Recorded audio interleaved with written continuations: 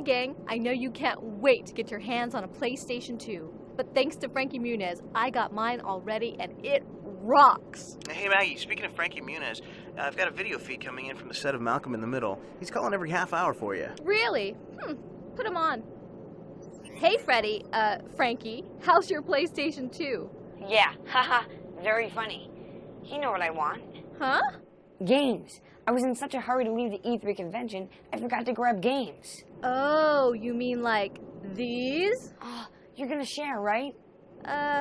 Hold on a sec. Okay, gang, here's what's packed into this issue. We set up an exclusive interview with Hideo Kojima, director of Metal Gear Solid 2, to get the 411 on this incredible sequel. Whether you've yet to pick up a copy of Grind Session or you're a seasoned skating veteran of the game, a new segment has some of the pro skaters and developers showing you insider tips on hidden challenges and how to push your level of performance.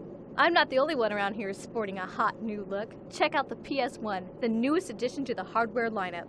But what about the PlayStation 2 games? Glad you asked. We went out to the Hard Rock Fest in Chicago with our newly renovated PlayStation 2 truck. See what the fans had to say about this incredible gaming system. And since our PlayStation 2 roundup went over so well in the last issue, we put another one in this issue, so you can see the latest footage in action. Maggie, you're not gonna give me any of those PlayStation 2 games, are you? Nope.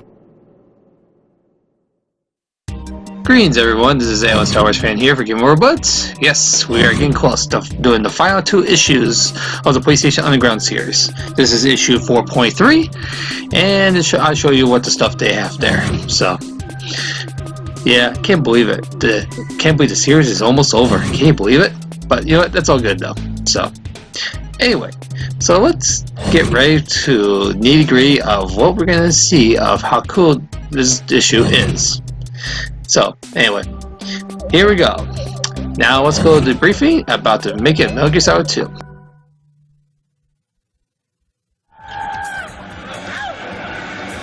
At E3, the biggest video game trade show of the year, one game dominated conversation. Every hour, huge crowds gathered to watch the preview of Metal Gear Solid 2: Sons of Liberty. 1 minute, Metal Gear Solid 2.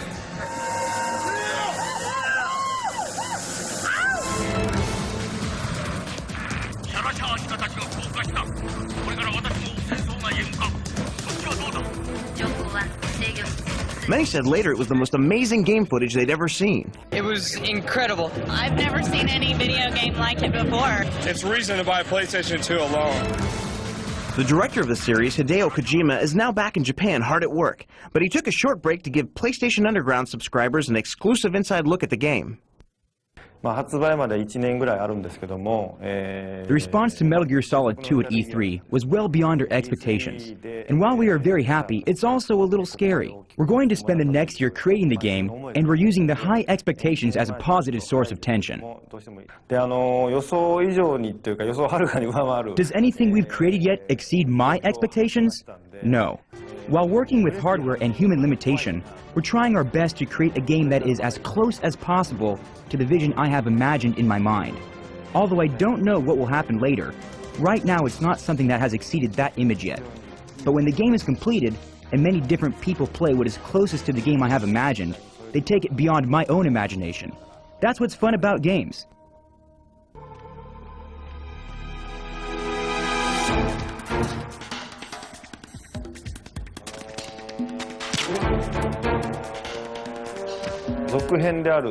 What's our biggest challenge?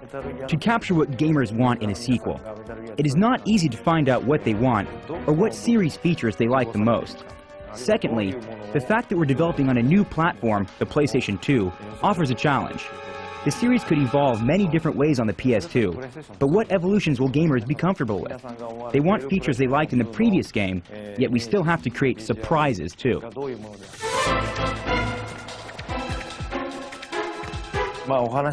We've been working with the military advisor, Motasada Mori. He's given us advice on how to use and carry different weapons, and he contributed to improving the game's enemy AI. He was valuable in teaching us troop formation, especially clearing. We practiced this formation ourselves, and that helped us put it into the game realistically.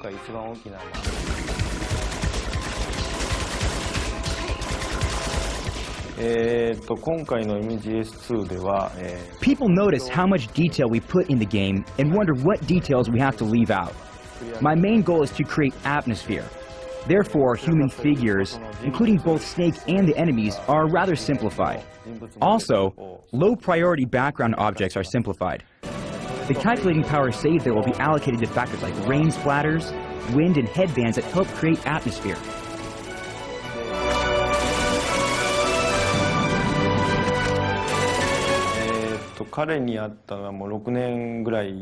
Our art team leader is Yuji Shinkawa. I met him 6 years ago right after I graduated college.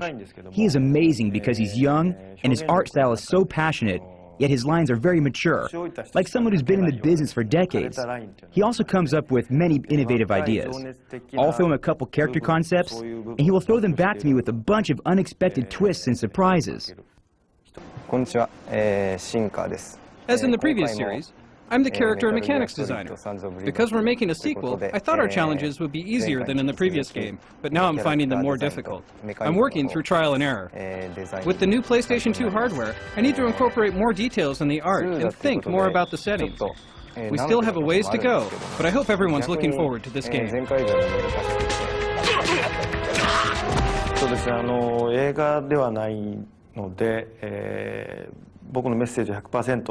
When I make a game, I want it to have a message or theme that I can communicate through the dozens of hours that users play the game.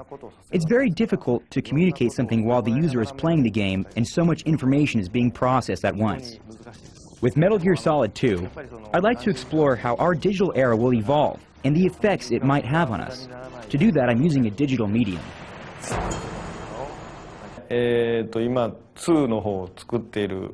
Will there be a third Metal Gear Solid? Others may be able to plan a series in advance and figure out each sequel. But I'm the type of person who wants to do everything now and put everything I can into what I'm currently working on. I'm creating the game without thinking about Metal Gear Solid 3. I want to put everything that would go into the third series into the second one.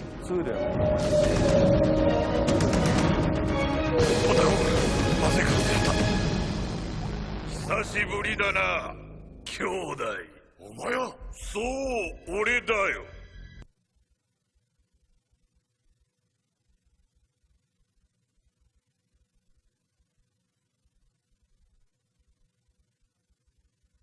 The bulletins. Okay, so as you know about the bulletins part, about the online thing, about cheats from the last issue, next issue, credits, and disclaimer. So anyway, I'm just letting you know I'll be still working on the Nostalgia Land project. I have to finish. I gotta make 8 more scripts, and then after that I'm gonna do some artwork. Then after that I'll do the videos little by little with some special video editing. Once I get them done, bingo, then the season will be all set, and hope you like it, and if it works well, I'll do it in the second season. So we will see that project. Yeah, I might have to do it all summer long if I have to. So if it's going to be a major delay, I was going to do it by June, but if this continues like this, I think I might have to do it by September at least. But I will be working on the Misadventures of Disney, plus Shrek Rose art videos, First Battle, and I might do some editorials a little bit. Video game reviews, that's going to be a heavy delay for that one, but I'll do some editorials just a little bit. And also I'll be working on a new project called Disney's Movie Review. Oh, actually, it's AlanStarWarsFan's Disney Movie Reviews, which I will be doing that. Because I miss doing that, just like from the old Disney Bros Faction thing. So I decided I'm going to go redo them again, and this time I'm going to do it with a rating system and some other info on it. So, yeah. Anyway, yeah, I want to say thank you all the programmers, the testers, the creative director, especially the producer and the people who made this project. I want to say thank you so much for it, which I will be saying farewell to that one on the next issue. Okay, the next issue will have one let's see. I think I'll do a two-part for that one. Two-part for PlayStation 1 disc, and there's going to be a little bit of the PS2 one as well. Okay, bear with me on my gameplay, because my gameplay skills are kind of a little messy a little bit, but that's okay though, because I just wanted to demonstrate of what the games look like, especially the PS2 ones, which they look really incredible, especially like Dynasty Warriors 2. Let's see. Oh yeah, Sound Scope, because that's that cool arcade game right there. I didn't do the snowboarding game, which is okay, or the sports ones, because of course not into them. But you'll see that as soon as we get to issue 4.4. Okay, good. Creds are done. Okay, let's go on to the disclaimer. Okay, there we go. Okay, we'll do it one more time for the next issue, and the next issue will be the end. Anyway, let's go to the next one. And next one we're going to do, download station. This one will show you the cheats really quick. Okay, here's what you can get on your memory card. Grind Session. I use that one, Crash Team Racing 1. Tenchu 2, President Stealth Assassins, nah. Kirito? I think it's Kikito or something like that. Oh, I might misrepresent, sorry about that. Anyway, okay, that's done there. Alright, the next part, Event Center with the PlayStation truck.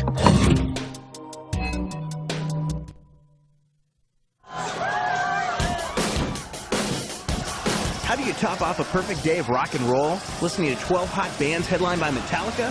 What if the day included a chance to be one of the first gamers in North America to try out the PlayStation 2? That's what happened at the Hard Rock Cafe Rockfest on July 22nd near Chicago.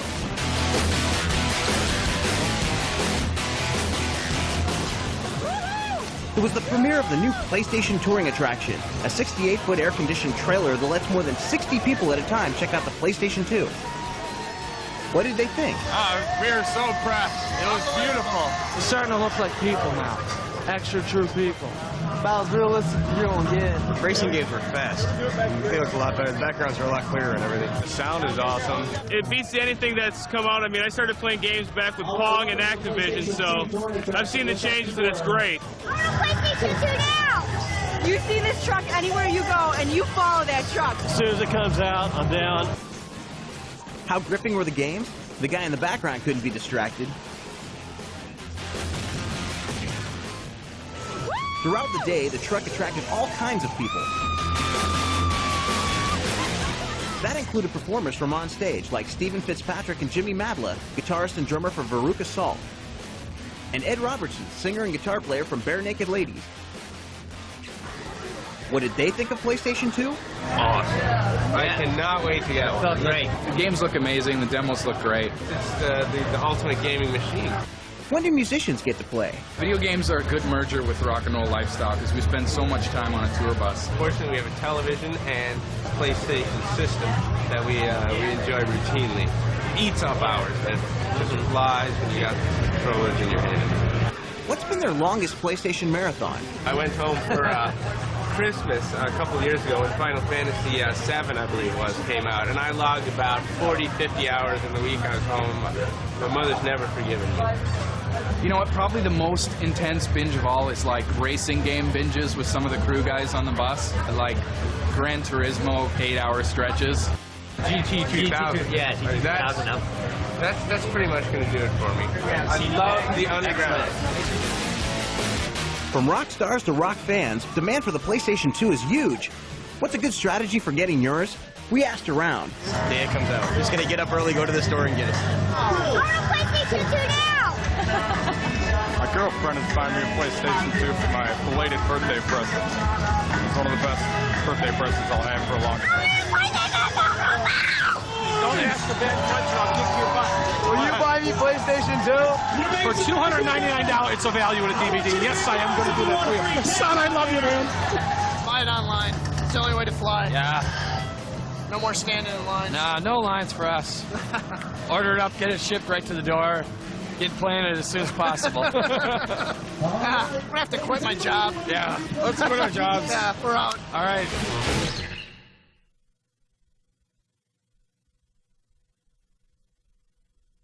Go behind the scenes of Grind Session.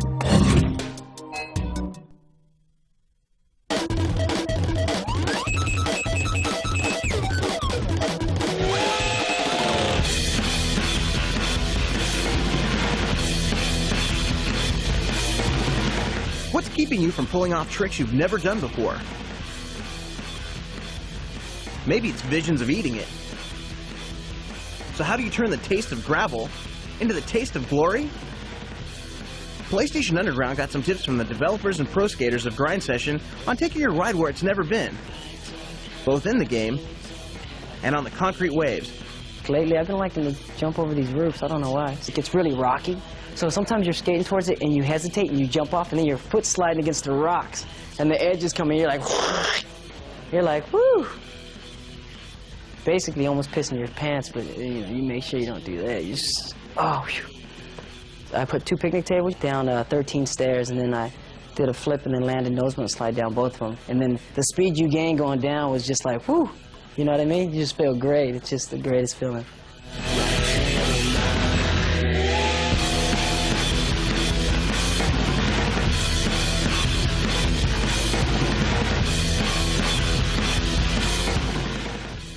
What's great about Grind Session, the pro said, is that it's like real life. It challenges you to be an artist and combine tricks in new ways each time you play.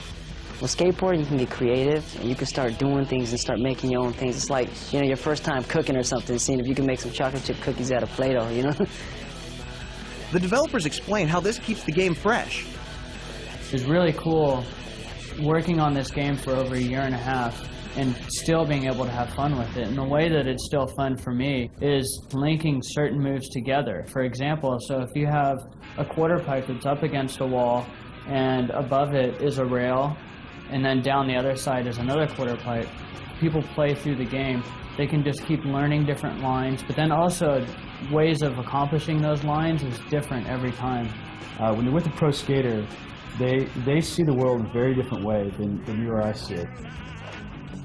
We call it sort of like the skater's eye. And you can sort of pause and look around the world, and you'll see there'll be these challenges throughout the track.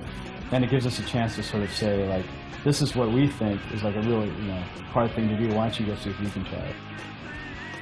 By far the most challenging tech line at Burnside is the one that sort of involves this tranny here to here, and then up into these rafters. You can see the red line there. The way to get it is to line yourself up on these trannies, trying to give yourself as much momentum to your left here as possible to carry you over the rails. Here we go. A little balance, balance. Jump off. Survive. Yes. That's one of the hardest moves in the game. Is there any way to shorten the learning curve for new moves? A lot of times, it's just the way you're thinking about the trick. And if someone maybe explains it a little different way, it suddenly clicks in your head a little bit, and you try it a little bit different way, and it works.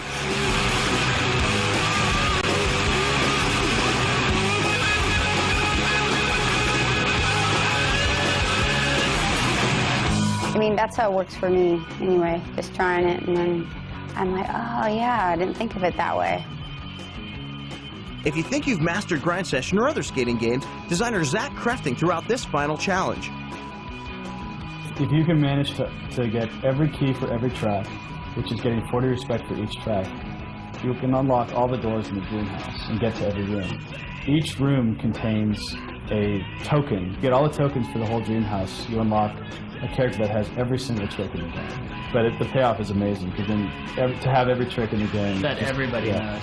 Your point totals are just going to go through the roof.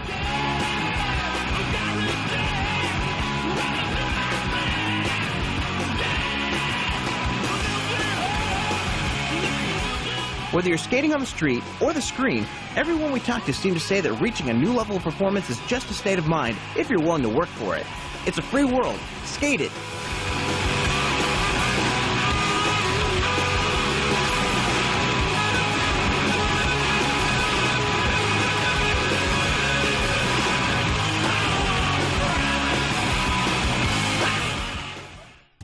Do another video, it's called Cool Moves, to give you tips of how you do your games for these following 4 games right there.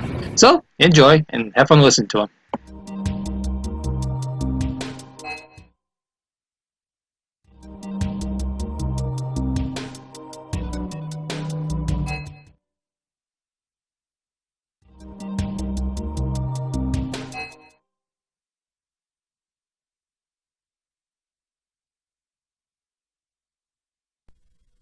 This cool move is from Medieval 2, the level Greenwich Observatory.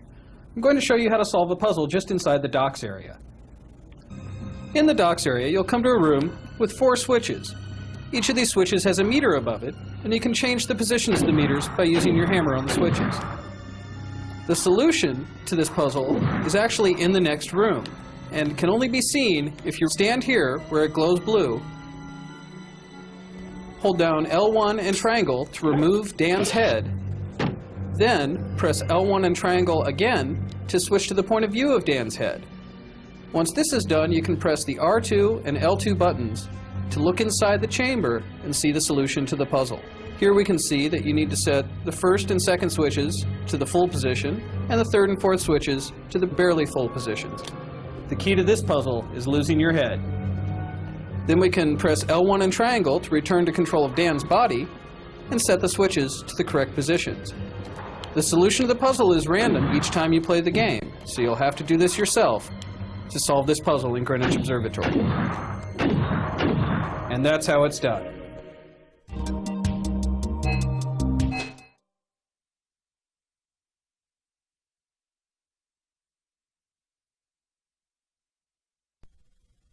Perhaps one of the hardest puzzles in Wild Arms 2 is the Rising Pillar puzzle in the Holst Ruin Mines. The object here is to place a bomb on all 4 pillars so they rise at the same time. This puzzle can be a little tricky. Let me show you how it's done. Start off by placing a bomb on this pillar right here and quickly running to the next pillar. Repeat this process on all 4 pillars, making sure there's a bomb placed on all 4 of them.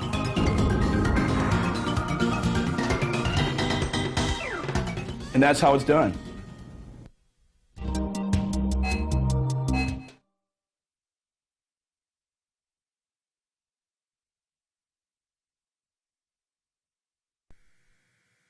In the racing game Speed Punks, there's a really cool shortcut you can use to beat Cosworth in the Cosworth Challenge.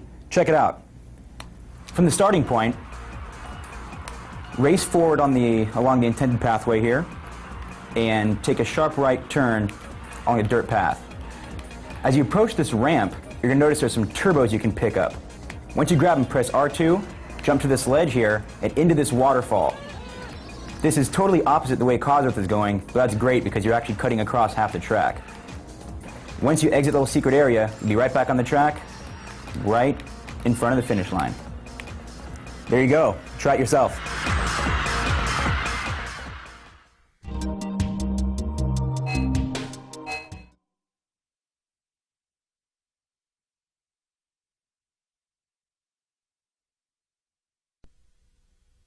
In the game Tomba 2, there's a pretty tough event to complete called the Precious Ring. In this event, a miner asks you to collect a ring that he dropped from the pipe in the large mine underground pipe area. The tricky part is actually getting to the ring. It's located in a hidden room at the bottom of the underground mines area. Now I'm going to show you exactly where to find that. As soon as you start the event, you want to come back here to the underground mine entrance. Equip your squirrel clothes. When you have that done, you make your way to the right, all the way over to this first chain here. And you want to jump off the chain and then glide downwards until the screen shifts just slightly south like that. Then start flapping your wings towards this middle dirt path there, and then you will fall into the secret room if you have the right spot. Inside the secret room, pick up the small mud clump, jump on the red platform, and hit the blue switch to return to the top. From here it's pretty simple. Just return to the coal mining town, through this door ahead,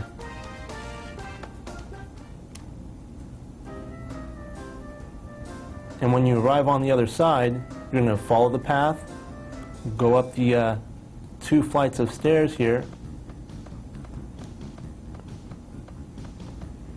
and enter the underground machine room.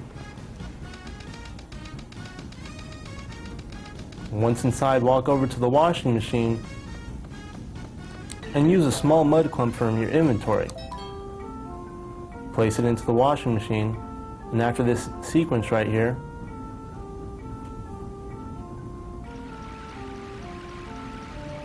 it will actually emerge as the precious ring. Take that ring back to the miner at the entrance, and you'll complete the event. Good luck.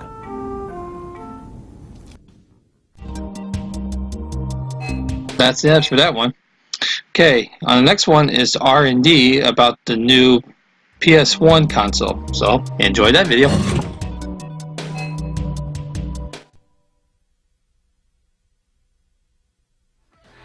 It's in 1 out of every 4 US homes with over 70 million units sold worldwide. So what can we do to make the original PlayStation better? Shrink it. This is the newly redesigned compact version of the PlayStation called PS1, released in September. It's about 1/3 of the size of the original PlayStation and much lighter too. So it's really much easier to take with you on trips, take with the family, take over to a friend's house to play. I think one of the benefits is that we've actually redesigned the on-screen display and also offers you the option to choose different sound effects when you're using the PlayStation as a CD player, for example. We've also announced another cool peripheral for the system, which will be available sometime next year in Japan and sometime after that in overseas markets like North America. And that is a 4-inch high-performance LCD screen, which can be connected to the PS1 and allow you for greater flexibility for portable play. One of the key benefits in Japan is with the advance of cell phone technology, which is called iMode in that country. The PS1 will be able to be connected to cell phones to allow you to download games and also exchange information with memory cards. We hope obviously to explore possibilities of connectivity for mobile communications in this market eventually too. The PS1 obviously will be positioning for a younger market, for an entry-level gamer who perhaps is new to the world of video gaming, whereas, as everyone knows, the PS2 offers a much broader range of computer entertainment. We're really pleased because you really have, for the first time, kind of end-to-end solution to cater for all sorts of gamer in the same household. Plug your PS1 in anywhere. It's now easier to take your favorite games with you.